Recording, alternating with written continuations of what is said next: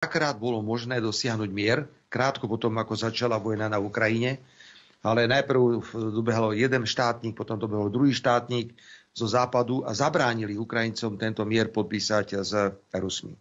Lebo prevládalo presvedčenie, že ak dáme Ukrajincom zbrania a peniaze, tak nám Rusi prídu na kolenách klačiaci a znemožnení a zničení. Táto stratégia nefunguje, Rusko nie je ani na kolenách, naopak je evidentné, že Rusko bude určovať tempo pri vyjednávaniach do budúcnosti. Zdá sa, že je to Rusko, ktoré povie, kedy sa bude rokovať. A ja viem, že to neradi počúvajú všetci, ale treba si uvedomiť reálnu pravdu.